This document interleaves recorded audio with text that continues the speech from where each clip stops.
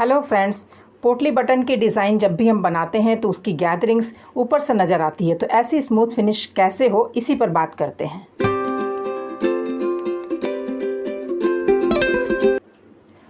दोस्तों, जो भी डिज़ाइन बनाना हो पहले उसकी हम पट्टी लगा लेंगे। तो ये पट्टी मैंने 1.25 इंच चौड़ा रखा हुआ है। जो भी शेप आप देना चाहें इसे राइट साइड में रख लें और निशान लगाने के बाद इस पट्टी को हमें अच्छी तरह से सेट कर देना है। पेस्टिंग बकरम पर कपड़ा डाल करके मैंने ये तैयार कर रखा है। इस तरह से आप पहले पेस्टिंग बकरम पर पट्टी ज़रूर बना लें। ये पहला टिप है पोटली डिज़ाइन का स्मूथ फिनिश के लिए। 1 पॉइंट की दूरी पर सिलाई चला लेंगे। दोस्तों, ये पेस्टिंग बकरम वाला स्टेप ज़रूरी है, ये करना ही करना है। पोटली बटन हम पहले फिक्स नहीं करेंगे, पहले हम पट्टी लगाएंगे। तो ये मैंने पट्टी अटैच कर ली। पट्टी की चौड़ाई 1.25 इंच रखा है मैंने। आप ज़्यादा या कम ले सकते हैं, लेकिन ये चौड़ाई परफेक्ट है। इसके बाद जैसे आप नॉर्मल पट्टी लगाते हैं, कर्व्स में छोटे छोटे कट्स लगा दें, कॉर्नर में कट्स लगा दें और उसके बाद हमें इसे पलटना है। तो जब हम पलटेंगे तो एक चाप सिलाई चलाएंगे जिसमें स्टिच को हम बकरम की तरफ फोल्ड करेंगे, कुछ यूँ। इसके बाद इसमें हम किनारे किनारे सिलाई चला लेंगे।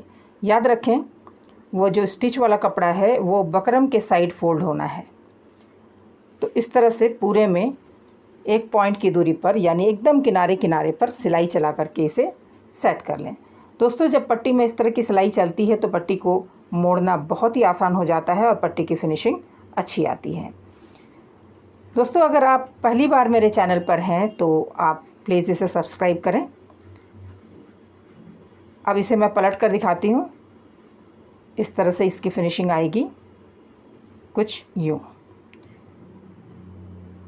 इस तरह से अब मैं पोटली दिखाऊंगी कि कैसे पोटली बनाना है।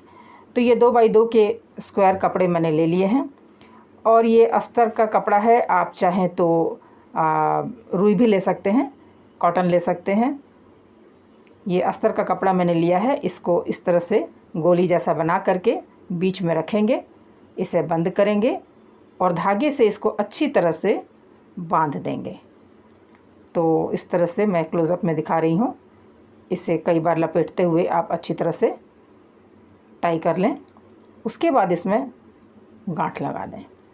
इस तरह से आपको जितनी पोटलियाँ बनानी हो आप उतनी पोटलियाँ तैयार कर लें। यहाँ मैंने करीब 45-46 पोटली बना रखी हैं।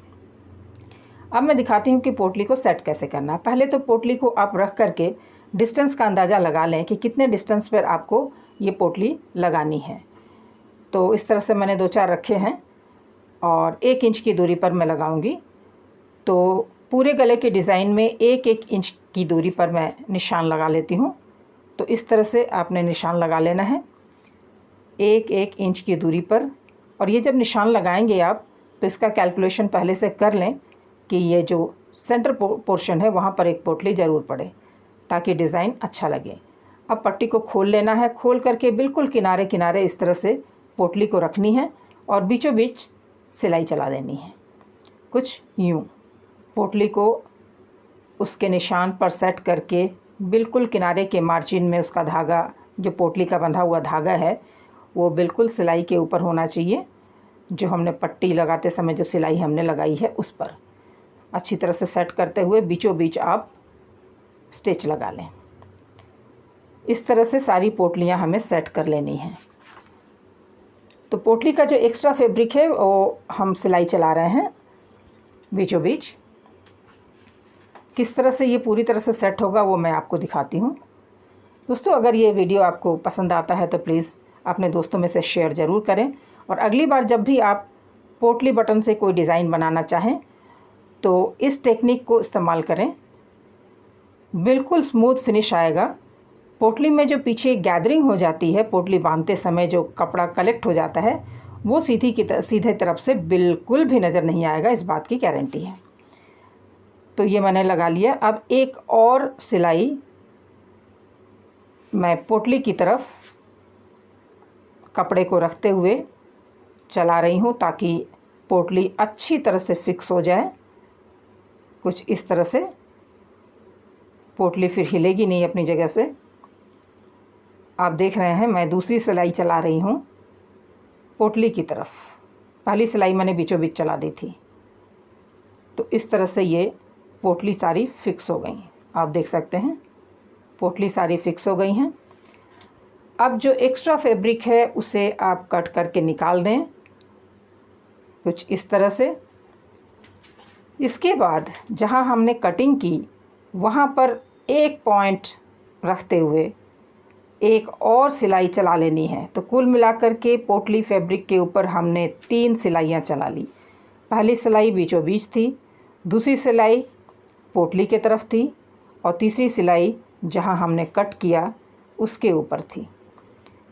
तो इस तरह से पोटलियाँ, जितनी पोटलियाँ हैं वो सारी फ्लैट हो जाएंगी, स्मूथ हो जाएंगी, बिल्कुल भी उभार दिखाई नहीं पड़ेगा।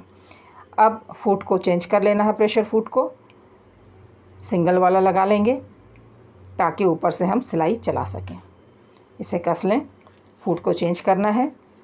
अब सीधी तरफ से बिल्कुल किनारे किनारे सिलाई चलानी है। अब तक जो तीनों सिलाइयाँ हमने चलाई थीं वो बकरम के ऊपर था, इसलिए सीधी तरफ से उसका कोई असर नहीं पड़ेगा, बल्कि उसका फ़ायदा ये हुआ कि सारी पोटलियों के जो गैदरिंग्स थे वो सारे चिपक करके बकरम के ऊपर ही सेट हो गए। ऊपर से उसका थोड़ा भी उभार नज़र नहीं आएगा। तो इस तरह से किनारे किनारे सिलाई चला लें। अब पोटली बिल्कुल फिक्स है, उसमें जो भी धागा लगा हुआ है या एक्स्ट्रा फैब्रिक है वो बिल्कुल नज़र नहीं आएगा, बिल्कुल नज़र नहीं आएगा। अब है कि आपको हेमिंग करनी है, तुरपाई या फिर सिलाई चलानी है, वो आप पर है। तो फुट मैं चेंज कर लेती हूँ। चेंज करने के बाद मैं एक सिलाई और सीधी तरफ से चलाऊँगी इस पट्टी के ऊपर। आप चाहें तो हाथ से तुरपाई भी कर सकते हैं। तो यहाँ डिस्टेंस मेंटेन करने के लिए मैं 1.25 इंच का पट्टी था तो 1 इंच की दूरी पर निशान लगा लेती हूँ ताकि कम ज़्यादा ना हो, चारों तरफ बराबर बराबर सिलाई चला सकूँ। तो मैंने ये मार्किंग कर ली 1 इंच की दूरी पर, और मैं तुरपाई नहीं कर रही हूँ, मैं मशीन ही चला रही हूँ। तो एक स्टिच 1 इंच की दूरी पर इस तरह से लगा देने के बाद ये पट्टी पूरी तरह से फिक्स हो जाती है। आप देख सकते हैं ये पूरी तरह से फिक्स हो गई। तो सीधी तरफ से आपको 2 ही सिलाई नज़र आएंगी, एक पोटली के किनारे किनारे और एक। वैसे मैं एक सिलाई और चलाना चाह रही हूँ, वो ऑप्शनल है, आप चाहें तो चलाएं या ना भी चलाएं। आप देख सकते हैं कि ये बिल्कुल पूरी तरह से चिपक चुका है बकरम के ऊपर, ऊपर से बिल्कुल भी दिखाई नहीं देगा। तो एक सिलाई मैं और चलाना चाह रही हूँ, चाप सिलाई पोटली की तरफ 2 पॉइंट की दूरी पर। आप चाहें तो इसे चलाएं या फिर छोड़ दें, फिनिशिंग में कोई फ़र्क नहीं आएगा। तो इस तरह से ये सिलाई जो फाइनल है मेरे इस डिज़ाइन में वो मैंने कर लिया।